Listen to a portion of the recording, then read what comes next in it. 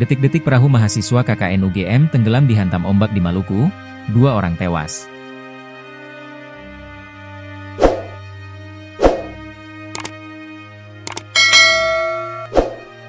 Kronologi 2 mahasiswa kuliah kerja nyata, KKN, Universitas Gadjah Mada, UGM, tewas tenggelam dalam kecelakaan longboat di Maluku Tenggara, Maluku. 2 korban bernama Septian Eka Rahmadi dan Bagus Adi Prayogo. Musibah yang dialami para mahasiswa KKN itu berawal saat ingin mengambil pasir guna pembangunan tempat pembuangan sementara, TPS. Perahu yang mereka tumpangi berangkat dari pelabuhan Desa Debut menuju Pulau Wearhu.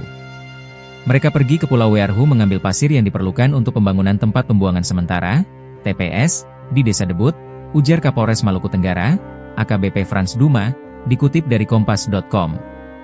Setelah tiba di tempat tujuan, mereka mulai mengambil pasir di pantai.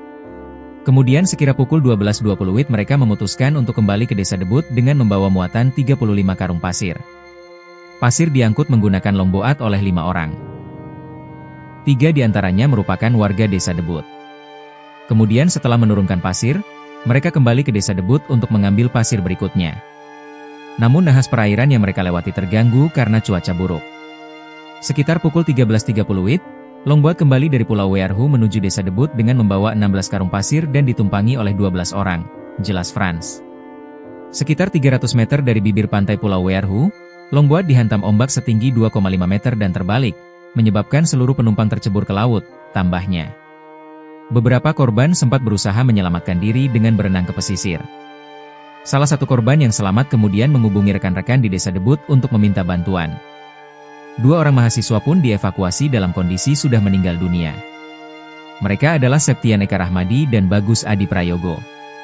Dilansir dari Tribun News, korban Septian merupakan mahasiswa program studi Teknologi Informasi, Departemen Elektro dan Teknologi Informasi.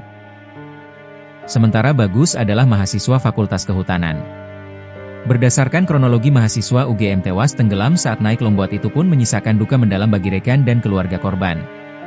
Terlebih saat itu keduanya tengah menjalankan program kerja KKN untuk membantu warga desa setempat.